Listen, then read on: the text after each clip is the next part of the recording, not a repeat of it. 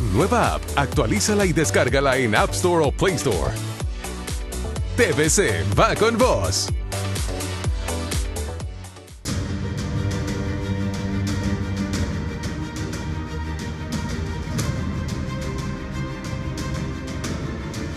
Buenas tardes, esto es Día Político por TSI. Hago comunicación con el ingeniero Salvador Nasralla. Le pregunto a usted, su proyecto político para los próximos procesos electorales en Honduras, porque interpreto y entiendo que usted siempre va a seguir buscando la presidencia de la República, ingeniero. Buenas tardes. Yo lo que ando buscando es que Honduras vuelva a ser un Estado de Derecho. Por eso estoy insistiendo en que tengamos un censo electoral real y una identidad nueva real. Infortunadamente, no vamos a tener una identidad con credibilidad, no será una identidad legítima, y el censo electoral que se está elaborando con mentiras, que es, yo lo he podido decir ampliamente en mis cuentas de Facebook, y quizá la gente no sabe para qué sirve la identidad, pero les recuerdo, la identidad sirve para divorciarte, para casarte, para inscribir a tus hijos, para tener un bien. Cada vez que vas a un lugar te piden la identidad. La identidad es algo muy importante, no es un documento cualquiera, se tiene que hacer en Honduras. Todos los países soberanos, pregunto, ¿todavía somos un país soberano? Todos los países soberanos hacen su identidad en el país, no en Europa, y los enroladores están en lugares fijos, no andan caminando y no tienen acceso a la nube, a la base de datos, que es parte de la soberanía nacional, como lo pretende hacer erróneamente el registro de las personas. Entonces, mi proyecto político pasa primero porque hay una identidad y un censo electoral y estemos en un Estado de Derecho. Antes de eso, hablar de posibilidades en elecciones no me parece. Ingeniero, ¿usted cree que en las primarias de los partidos para marzo, por fuerza debe de existir un nuevo documento personal? ¿Por fuerza debe existir un nuevo censo electoral? ¿O hay que apuntarle para depurar más el sistema a una nueva cédula y a un censo más depurado para las elecciones generales? Hay que apuntarle a un nuevo censo depurado y limpio, porque yo he analizado extensamente con expertos y me han dicho que así como van a ser la identidad en Honduras, la posibilidad de meter gente anda en un 30% de todo el censo, y eso es un fraude. O sea, el fraude que se hizo en 2009, en 2013 y en 2017, ahora nos lo están anticipando. Nos están diciendo que habrá fraude y entonces no podemos ir a elecciones así. Pero a elecciones generales, ingeniero. Que la identidad se haga aquí, en Honduras. Ingeniero, para elecciones generales, para las primarias, los partidos políticos deberían ir con sus censos internos. No, porque en las primarias es cuando se meten las personas que están metidas en el crimen organizado y en el narcotráfico. Entonces, con un censo viejo, ir a las primarias, que son la base de las generales, tampoco me parece. Ambas elecciones deben hacerse con nuevo censo y con nueva identidad. Y en eso estoy yo insistiendo, más allá de cualquier proyecto político. Mire, usted piensa diferente a Wilfredo Méndez en Libre. Él quiere primarias en su partido, haya o no haya censo y cédula de identidad nueva. Él tiene otros, el Partido Libertad y Refundación tiene otros conceptos. Yo he platicado durante ya casi un año con esto de la identidad y he hablado con técnicos, y probablemente Wilfredo no sabe que nos están anunciando el fraude. Por cierto, respeto mucho a Wilfredo y creo que es un gran valor de nuestra sociedad, pero ¿cuándo vamos a recibir la identidad? Imagínate que dijeron que iban a haber 1.500 enroladores y ayer en todas las informaciones dice que salieron 86 enroladores. Si hacen 10, enrolan a 10 al día, vamos a tener 860 personas enroladas por día y prácticamente 26.000 al mes. Con eso no haces el nuevo censo. Está mal hecho. Además, no sabemos quién va a ser la identidad, o tú sabes quién la va a hacer. Es una pregunta que está en la nube, ¿verdad, ingeniero? ¿Cómo? Es una pregunta que está en la nube. Entiendo que solo los comisionados tienen la respuesta. Es una pregunta que no te la puede contestar ni el PNUD, ni Naciones Unidas, ni te la puede contestar el RNP. Y lo que te contestan son mentiras. Y lo digo tajantemente, igual que dije que Juan Orlando Hernández y su hermano estaban metidos en drogas cuando nadie me creyó. se van a gastar 71 millones de dólares para una identidad y un censo electoral que no servirán. Identidad que se va a hacer en Europa. O sea que vas a levantar los datos, que te va a agarrar un enrolador que no tiene experiencia. Porque dijeron que tenían 15 días para prepararlos. ¿Quién los preparó? ¿Con qué máquina? ¿Con qué software? ¿Dónde? Porque yo lo que vi fueron unas fotos en una gradería de un estadio. Entonces, a todos los políticos que miran este programa, yo les digo, concéntrense no en las elecciones, concéntrense en la identidad y en el censo electoral. Si no tenemos eso, el fraude a favor del gobierno y de los narcotraficantes está más que garantizado. Fíjese, ingeniero Salvador Narrala, que ayer don Marvin Ponce, asesor presidencial, dijo aquí en Día Político que los dos personajes más populares en Honduras son Salvador Narrala y Nasri Titos Fura. Partiendo de esto, le consulto a usted, ¿usted va al próximo proceso electoral bajo su proyecto político como Partido Salvador de Honduras o buscará alianza nuevamente? Si yo llego a participar, primero necesito un censo electoral limpio, nuevo, y que la identidad se haga en Honduras. Si la van a hacer como piensan hacerla, mandando los datos a Europa, tercerizando la ejecución de la identidad, que en todas partes del mundo tú vas a una oficina, Honduras tiene oficinas de los registros de las personas en todos los departamentos, entonces te la tienen que entregar en el mismo día, porque ¿qué tal si tú vas a sacar tu identidad y se equivocan en tu nombre o se equivocan en tu fecha de nacimiento? Ya esa identidad no sirve, entonces ¿qué tenés que hacer? Volver al registro para que vuelvan a subir la información, la manden a Europa y Europa la vuelve a emitir. Y te van a decir, no, la máquina en Europa no se enciende para emitir una identidad. Necesitamos que usted espere a que se emitan, a que se necesiten 1000 reclamos o 2000 reclamos. ¿Y quién te va a decir? ¿Y para qué si igual se las roban las elecciones? Entonces, lo que dice el asesor presidencial de que Tito es muy popular, bueno, habría que ver qué tan popular después de tenernos 7 años en sequía, en este momento, porque ha estado lloviendo, hemos recuperado un poquito el agua, pero estuvimos recibiendo agua 3 veces al mes. Él ha botado un montón de árboles, ha sido totalmente enemigo de la naturaleza, es una buena persona, yo a Nasri lo conozco desde hace mucho tiempo, es una buena persona, pero no solamente se trata de ser buena persona, porque si él participa va a recibir órdenes de Juan Orlando Hernández, y de la reputación de Juan Orlando Hernández prefiero no referirme porque la gente ya sabe lo que pienso de su condición de narcotraficante y ladrón. ¿Usted va en alianza política o va solo con su proyecto? Si es que participa. Si yo llego a participar, primero que tengamos la identidad y el censo, y por supuesto que vamos a ir en alianza, a menos que Estados Unidos le exija al Congreso Nacional, a Mauricio Oliva, que se apruebe la segunda vuelta, que eso es algo, o sea, no hay en el Congreso verdaderas reformas electorales, la reforma es esa, y además en Estados Unidos la gente no ha votado, no puede votar. En 2017 solo votaron 2.500 personas, eso es una vergüenza. Ellos pueden perfectamente votar por courier, como lo hace Estados Unidos con nacionales que viven en el extranjero. ¿Y por qué Honduras no puede? Claro que se puede, para que voten esos que mantienen la economía y que constituyen una tercera parte del crecimiento económico de nuestra nación. ¿Haría nuevamente usted alianza con Libertad y Refundación?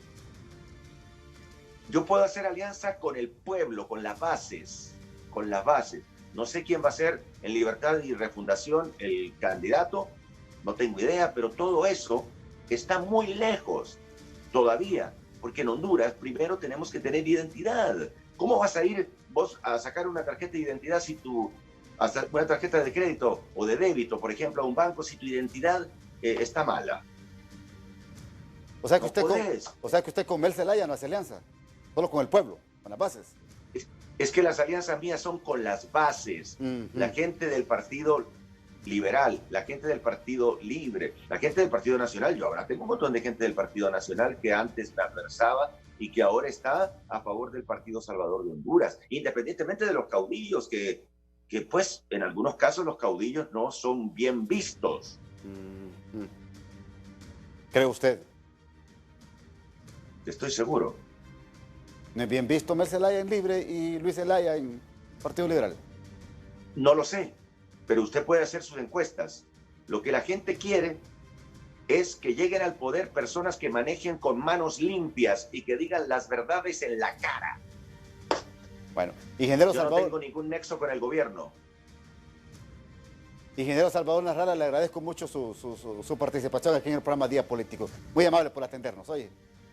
Muchas gracias, Ramón. Buenas tardes para todos. Buenas tardes. Vamos a la pausa.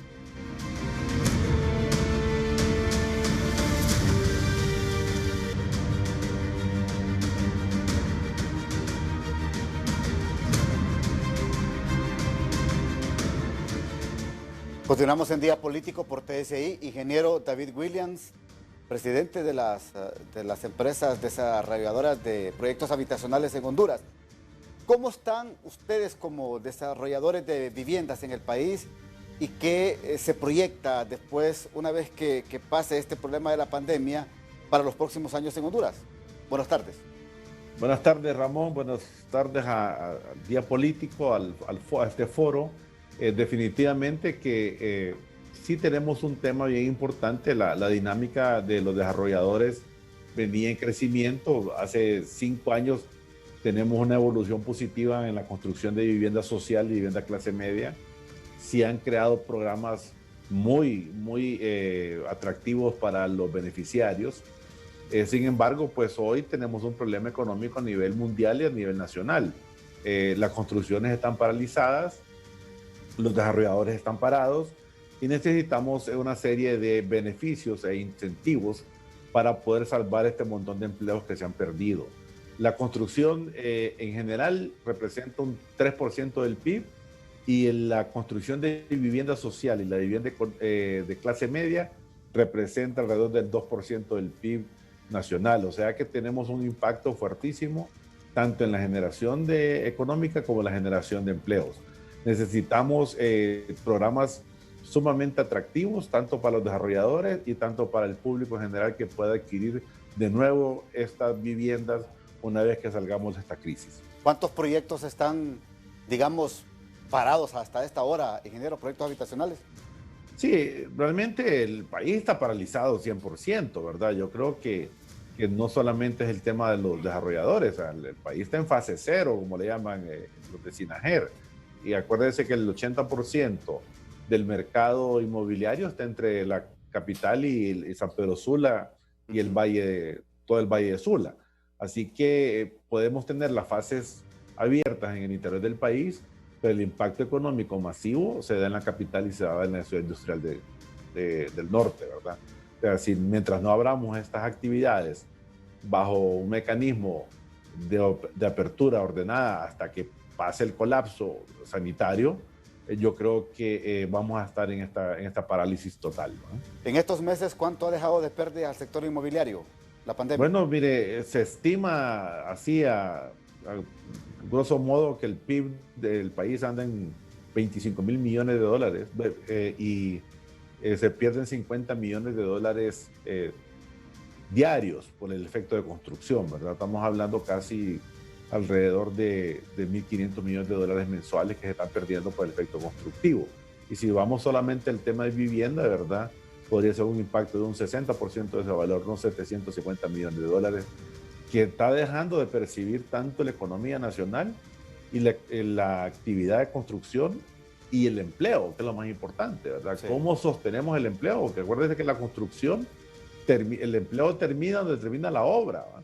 La obra se paralizó el 16 de marzo y ahí los obreros dejaron de recibir sueldos porque son trabajos por obra generalmente, no son trabajos permanentes. Así que esta gente sí realmente necesita un plan de incentivos para que nosotros podamos reactivar lo más pronto posible cuando podamos salir de este confinamiento. ¿Este plan de reactivo tendrá que llegar al Congreso Nacional de la República, ingeniero? No es necesario, yo creo que es un tema que se ve en Gabinete Económico, se ve en el presidente del Banco Central, el presidente de la República, y es un tema de incentivos. Correcto. O sea, nosotros estamos proponiendo, Ramón, una serie de incentivos a los desarrolladores para que puedan crear empleos, hacer inventario de viviendas y que se empiecen a vender post pandemia y post reactivación económica. O sea, es una mezcla entre decir, hagamos construcción, desarrollemos el empleo, mantengamos el empleo por 1 o 2 años masivamente en la construcción y generemos el inventario necesario para que el ciclo de viviendas y desarrolladores no se paralice totalmente. Tiene que existir voluntad política, tanto en el Ejecutivo como en el Legislativo, en el marco de también apoyar a los que han comprado viviendas, pero que por la pandemia no la pueden pagar, ingeniero. Bueno, mire, eso es un tema que estuvimos viendo con Banprovi ayer. Tuvimos una discusión con la presidenta de Banprovi, doña Mayra Falk, que el tema es que es bien importante para los miles de personas que han adquirido vivienda. Fíjese que la cantidad de viviendas que tiene el sector de Banprovi, la cartera más grande que tiene Banprovi es vivienda. Más del 60% de toda la cartera total es vivienda. Hay miles y miles de personas que tienen una cuenta o tienen un crédito. Hoy tienen 3 letras en mora, digamos, correcto, porque se les dio un alivio para que las pasaran al final. Pero esa letra tiene un pedacito que es el margen de intermediación financiera, porque el banco trabaja con la administración de este crédito y también lleva el riesgo del crédito. O sea que esa porción de ese margen de los 3 meses tiene que buscarse un mecanismo para que tanto no le afecte al sistema financiero, que tampoco le afecte al cliente en una forma de pago. ¿Y cómo podría ser ese mecanismo? Bueno, el mecanismo es que ese pedazo, ese tramo, y vamos a hablar así en términos simples. Correcto. Digamos que una vivienda social que tenga una cuota de 4.000 empiras, hoy le corresponde a Banprovi el 60%, son 2.400 lempiras. Sí. Y el resto, los 1.600 lempiras, le corresponden al banco por su administración, ¿verdad? Entonces, los 2.400 lempiras de Banprovi se trasladaron para el año 20 más 3 meses. Pero los 1.600 lempiras que tiene por 3, que son 4.800 lempiras, no se han podido trasladar porque son del banco. Que ese dinero es la cobranza del banco.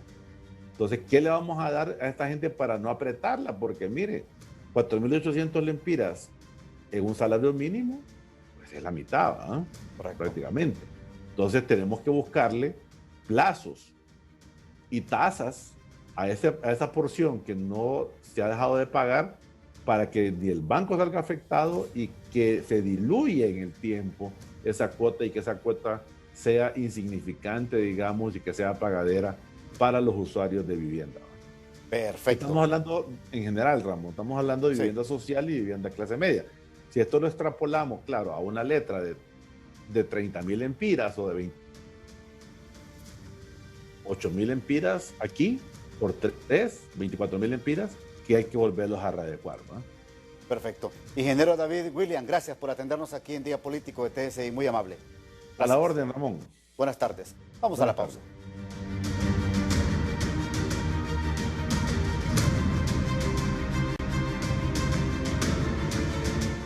El Partido Demócrata Cristiano de Honduras, ¿cuál es el camino que le espera a esta institución política del país? ¿En alianza o seguirá siempre como un partido independiente para tratar de alcanzar la primera magistratura de la nación? Don Lucas Aguilera, diputado del Parlacén de este instituto político, lo tenemos aquí en el programa. Buenas tardes, ¿cómo está? Muy bien, buenas noches, amigo Ramón Matute.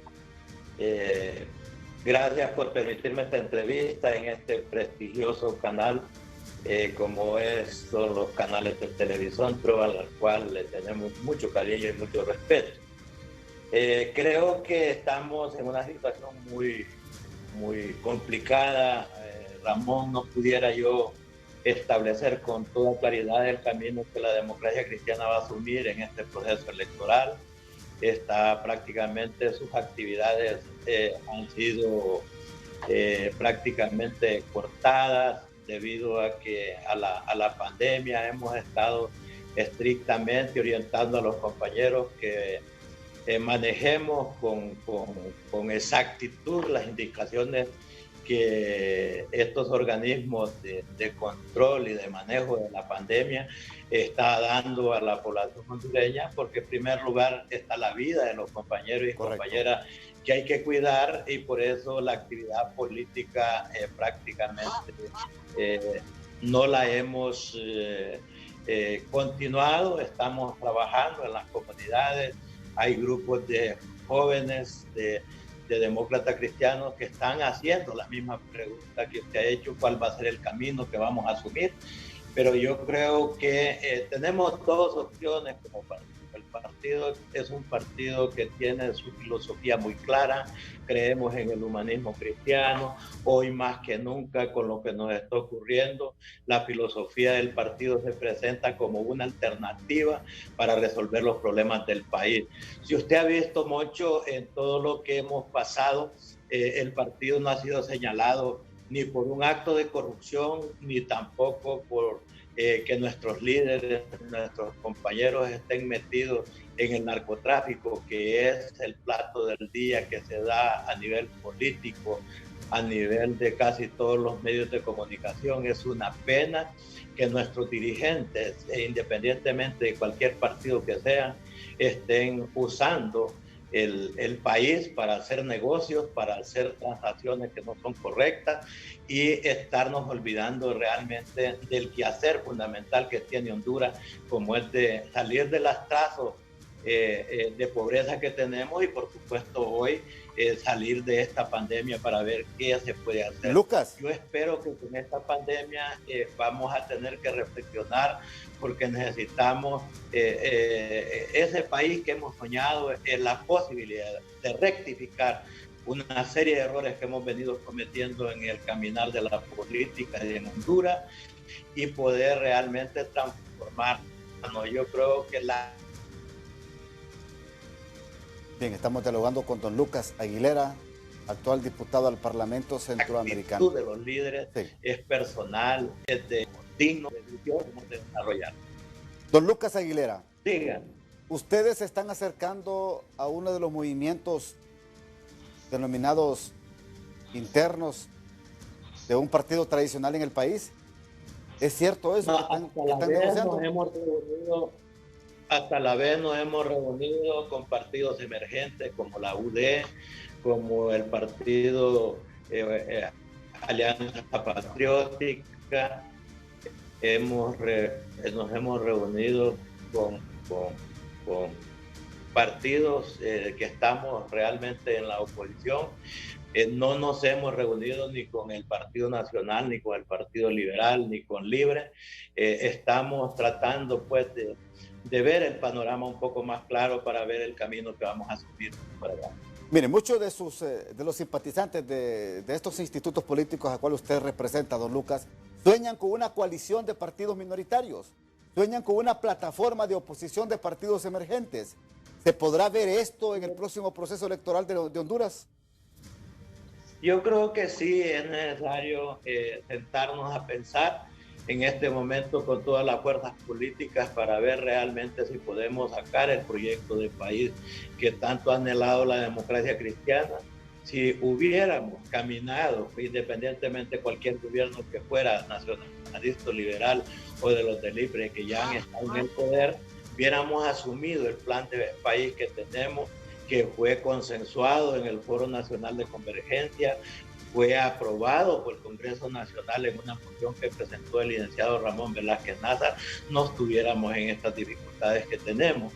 De todas maneras, son los aportes que la democracia cristiana ha venido presentando y yo me alegro que realmente acudamos a los planteamientos del partido.